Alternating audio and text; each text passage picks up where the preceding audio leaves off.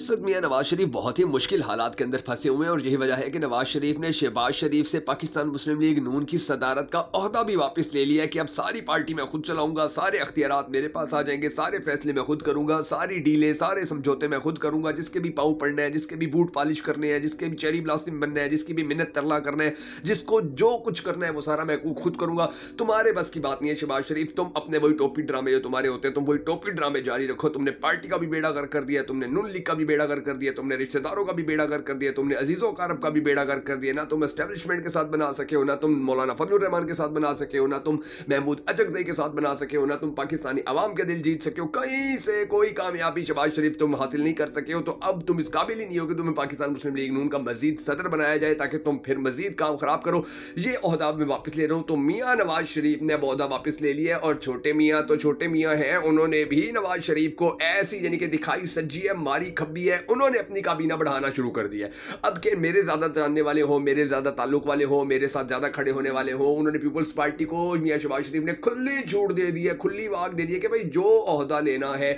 जो वजारत लेनी है, जो कुछ करना है, आओ मोस्ट वेलकम, मैं तुम्हें वो सब कुछ दूंगा। और IMF का जो अब यानी कि मामलात सेट होने जा रहे हैं, इससे पहले पहले ही मियां शहबाज शरीफ की कोशिश है कि वो ये काम कर ले और इसमें कामयाब हो जाए। इसकी सबसे बड़ी वजह यह है कि फिर मियां शहबाज शरीफ सोचते हैं कि गालियां हमें अकेले को तो ना पड़े ना। डेफिनेटली जब IMF के साथ मुआहदा हो जाएगा, जब डील हो जाएगी, जब शर्तें मंजूर कर लेंगे, तो उसके बाद महंगाई बढ़ना शुरू हो जाएगी। महंगाई बढ़ेगी तो आवाम गालियां देंगे और शहबाज शरीफ की ख्वाहिश ये है कि गालियां अकेले मुझे ना पड़े बल्कि पाकिस्तान पीपल्स पार्टी को भी पड़े। मगर पाकिस्तान पीपल्स पार्टी के अंदर बड़े इंटेलेक्चुअल किस्म के सियासतदान मौजूद हैं। वो बेशक पाकिस्तान को लूटने वाले हैं मगर वो अपनी सियासत को बड़ा अच्छे तरीके से कंट्रोल करने का जो फन है वो जानते हैं। और इस पीपल्स पार्टी जो है उसने ठीक तरीके से, ठीक ठाक तरीके से नून लीग को आगे लगाया हुआ है और मियां शहबाज शरीफ को हर तरफ से फंसा के रखा हुआ है। अब जो सिचुएशन है वो ये है कि गवर्नरशिप भी आप देखेंगे कि बहुत जल्द पाकिस्तान पीपल्स पार्टी को दे दी जाएगी, अहम ओहदे भी दे दिए जाएंगे और फिर वजारतों के अंदर जो बंदर बांट होगी उसके अंदर भी डेफिनेटली जो पाकिस्तान मुस्लिम लीग नून है वो पाकिस्तान तहरीक पीपल्स पार्टी को भरपूर तरीके से सपोर्ट करेगी।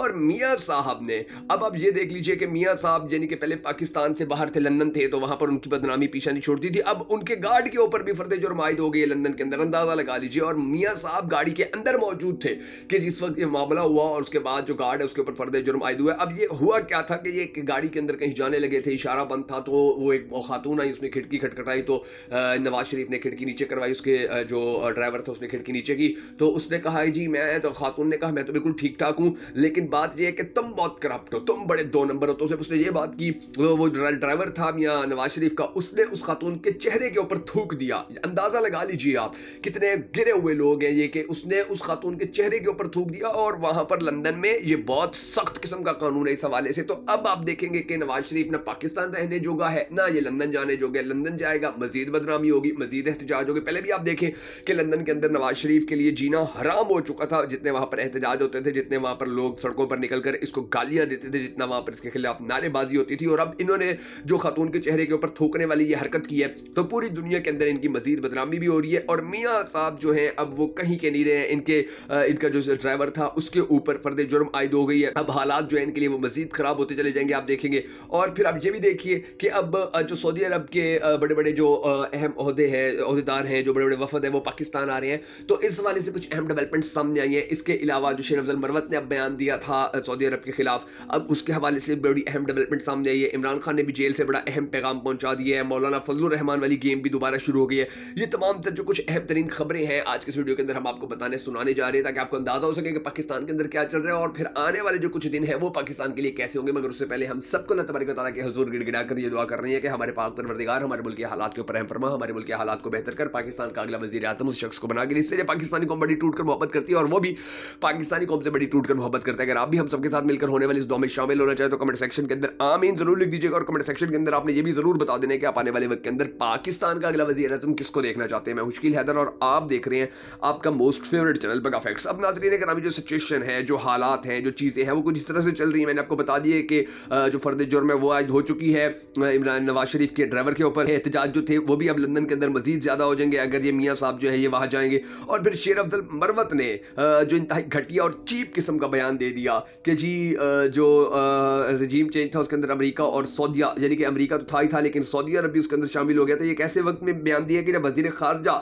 जो सऊदी अरब का वो आला वफद के साथ पाकिस्तान आया हुआ है और शहबाज शरीफ ने बड़ा जोर लगाया हुआ है, कभी यहाँ भाग रहे कभी वहां भाग रहे, कि जी इनको कोई रुकावट ना आए, ये जहां पर आए, ये यहाँ पर आकर बैठे, यहाँ पर होटल बनाना चाहते हैं होटल बनाए, स्टेडियम बनाना चाहते हैं स्टेडियम बनाए, ये इन्वेस्टमेंट करना चाहते हैं इन्वेस्टमेंट करें, इनको किसी किस्म की कोई टेंशन कोई परेशानी नहीं होनी चाहिए, क्योंकि अब वो इसके अलावा कर भी क्या सकते हैं। देखें इस अब आएंगे वो यहाँ पर इन्वेस्टमेंट करेंगे, उन्होंने 10 अरब रुपए के हम जी इन्वेस्टमेंट कर रहे हैं पूरे मुल्क के अंदर, पाकिस्तान के अंदर होटल्स बनाएंगे। चले वो 10 अरब रुपए की जब इन्वेस्टमेंट होगी तो वो तो जब पता नहीं कब होती रहेगी, पहले मुआहदे होंगे, पहले जगह सेट करेंगे, 4-5 साल लगते होते हैं। लेकिन जो मियां नवाज शरीफ, मियां शहबाज शरीफ की पार्टी है, इनकी हुकूमत होती है, वो हमेशा यही कहते हैं कि जैसे ही बस वो यानी कि ये पहले ही बर्फी और लड्डू खाने के, पहले ही ये मिठाई खाने के आदी हैं, तो अभी आप देखिए कि इन्होंने अभी से ही मिठाइयां बांटनी शुरू कर दी कि जी देखिए सऊदी अरब हमारे मुल्क के अंदर आ रहा है, सऊदी अरब इंटरेस्ट ले रहा है। बल्कि भला उस मुल्क को पाकिस्तान से क्या इंटरेस्ट लेना होगा, उस मुल्क ने पाकिस्तान के अंदर क्या इन्वेस्टमेंट, कहां इन्वेस्टमेंट। देखिए अभी हालात ये है कि पूरी दुनिया के अंदर उस मुल्क में सबसे ज्यादा इन्वेस्टमेंट की जाती है जहां पर अमन हो।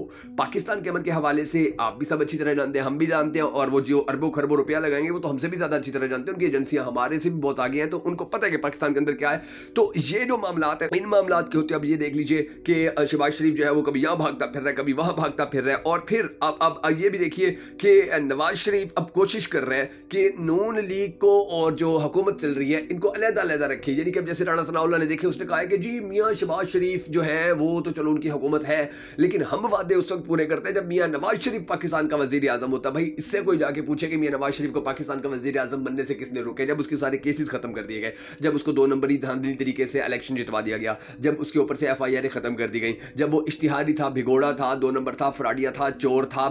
डाकू था, उसके सारे इल्जामात जब खत्म कर दिए गए, उसके बाद उसको जितवा भी दिया गया, तो अब उसको किसने वजीर आजम बनने से रोका था? किसी ने नहीं रोका था। उसकी अपनी तबीयत इतनी खराब हो गई थी, उसने अपने आप का जो हशर देखा कि पाकिस्तानी अवाम तो थुथु कर रही है, पाकिस्तानी अवाम तो बुरी तरह रिजेक्ट कर चुके हैं, पाकिस्तानी अवाम तो मुझे एक्सेप्ट ही नहीं कर रही है, पाकिस्तानी अवाम तो मुझे कबूल ही नहीं कर रही है। तो फिर उसको पता नहीं कहां से, किस तरह, किस रास्ते से, किस अंदाज से, किस एंगल से, किस कोने से उसके उस तक कहीं ना कहीं शर्म पहुंच गई, और ये वजह है कि मियां नस्मी साहब ने कहा मैं वजीर आजम नहीं बनता। अब जो राणा सनाउल्लाह वो कहता फिर रहा है कि जी देखिए नवाज शरीफ होता तो फिर तो हम वादे पूरे करते, अब हम वादे पूरे नहीं करेंगे। अंदाजा लगाइए कि पाकिस्तान की पहली इतनी बदतरीन हुकूमत है कि जो हुकूमत में होते हुए ये लोग कह रहे हैं कि जी हम वादे पूरे नहीं करेंगे, तो फिर आगे पाकिस्तानी कौम सोच ले कि अब इनके साथ होने क्या जा रहा है। अच्छा, अब उसके बाद अब ये देखिए कि जो बैरिस्टर गौहर है, अब उन्होंने बड़े वाज़ेह अल्फाज के अंदर, क्योंकि देखिए इमरान खान के हवाले से खबर सामने आई कि उन्होंने कहा है कि जी जनरल आसिम मुनीर जो है उसके ऊपर उन्होंने बड़े इल्जाम लगाए कि अगर मेरी बीवी को कुछ होता है तो उसका सारा इल्जाम जो है वो जनरल आसिम मुनीर के ऊपर, जिम्मेदारी आसिम मुनीर के ऊपर जाएगी, जनरल आसिम मुनीर के ऊपर जाएगी। तो बैरिस्टर गौहर कहते हैं कि खान साहब को खौफ है कि बुशरा बीबी को जहर ना दे दिया जाए, इसलिए वो ऐसी बातें कर रहे हैं। शेर अफजल मरवत के बयान को भी PTI ने कंडेम कर दिया और कहा है कि जी शेर अफजल मरवत का अपना जाती बयान था, फिर शेर अफजल मरवत ने भी कहा कि मेरा अपना जाती बयान था। उधर से अली अमीन गंडापुर ने सही जो मौलाना फजलुर रहमान उनको आगे लगा के रखा हुआ है, सही उनकी धुलाई जो है वो शुरू हुआ है। हालांकि मौलाना फजलुर रहमान को PTI चाह रही थी कि हमारे साथ एडजस्ट हो जाए, मगर जो शेर अफजल मरवत के बाद अब ये जो अली अमीन गंडापुर है, इसने भी, क्योंकि ये भी पठान है, ये भी कोई रियायत नहीं कर रहा। ऊपर से अब ये देखिए कि बिलावल भुट्टो जरदारी को अब नायब वजीर आजम बनाने के लिए कोशिश की जा रही है, डिप्टी वजीर आजम होगा पाकिस्तान का बिलावल भुट्टो जरदारी। अंदाजा लगे पाकिस्तान के हालात किस नहज पे पहुंच चुके हैं, पाकिस्तानियों की किस्मत कैसी है। फिर अब ये देख लीजिए कि इसको नायब वजीर आजम बनाने की सबसे बड़ी वजह यह है कि शहबाज शरीफ अब घर से कमजोर हो चुका है, घर से फारिग हो चुके हैं। देखिए शहबाज शरीफ के साथ ना नवाज शरीफ खड़ा हुआ है, ना राणा सनाउल्लाह खड़ा हुआ है, ना पाकिस्तान मुस्लिम लीग नून के और रहनुमा इस वक्त शहबाज शरीफ के साथ खड़े हैं। इस वक्त सिर्फ चचा भतीजी दोनों ही पाकिस्तान के अंदर हुकूमत चला रहे हैं, और इन दोनों के साथ इनकी अपनी जो मरकजी पार्टी के अहम तरीन रहनुमा हुआ करते थे वो भी अब इनको छोड़ गए, वो भी अब इनके साथ खड़े नहीं हो रहे हैं। और पाकिस्तान पीपल्स पार्टी, इसका आप देख लीजिए कि ये पहले आईनी ओहदे लेते रहे, अब ये वजारतें ले रहे हैं, और फिर ये डिप्टी वजीर आजम बनने की कोशिश कर रहे हैं। यानी कि ये कह रहे हैं जो मुफ्त का माल है पता नहीं आगे कुछ मिलता है नहीं मिलता, अभी जो मुफ्त का माल है ये तो लो सदारत भी इन्होंने ले ली है।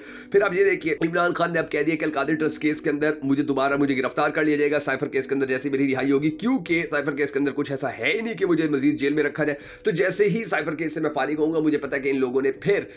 मुझे अलकादिर ट्रस्ट केस के अंदर रखना है, लेकिन परेशानी वाली टेंशन वाली कोई बात नहीं है। मैं यहाँ पर सुकून में हूँ, मैं यहाँ मजे में हूँ, और ये जो कुछ मर्जी करते रहे, जो मर्जी हथकंडे इस्तेमाल करते रहे, मैं कल भी इनके आगे नहीं झुका था, मैं आज भी इनके आगे नहीं झुका, और मुस्तकबिल में भी इनके आगे नहीं झुकूंगा। तो ये वो चीजें हैं, ये वो खबरें हैं, ये वो बातें हैं कि जो सामने आ रही हैं, और इन चीजों के सामने आने के बाद ये तो पाकिस्तानियों को कंफर्म हो जाना चाहिए कि नवाज शरीफ या शहबाज शरीफ जो है अब इनके बस में ये नहीं रहा कि ये अवाम को फुद्दू लगा के, अवाम को बेवकूफ बना के, अवाम के हक पे डाका डाल के, अवाम का मैंडेट चोरी करके, अवाम के साथ 2 नंबरी करके, अवाम को धोखा देके, अवाम के साथ फ्रॉड करके ये हुकूमत में मजीद इसी तरह बैठे रहे और मजे लेते रहे। इनकी जमीन इंशाल्लाह गर्म होना शुरू हो चुकी है, और बहुत जल्द आप देखेंगे कि इनके ऊपर जो बड़ों का हाथ था वो आस्ता आस्ता खिसकना शुरू हो जाएगा, क्योंकि नवाज शरीफ को ज्यादा इज्जत रास नहीं आ रही है, वो एस्टैब्लिशमेंट के ऊपर बड़ी सख्त बातें कर रहे हैं, और फिर उसने अपने जो बंदे आगे लगाए हुए हैं जो मीडिया के ऊपर आके फिर एस्टेब्लिशमेंट के खिलाफ बातें करते हैं, तो इनके ज्यादा दिन अच्छे नहीं रह गए हैं। अगर आपको हमारी ये वीडियो पसंद आई हो और हमें सपोर्ट करना चाहें तो हमारे इस वीडियो को लाइक और शेयर जरूर कर दीजिएगा।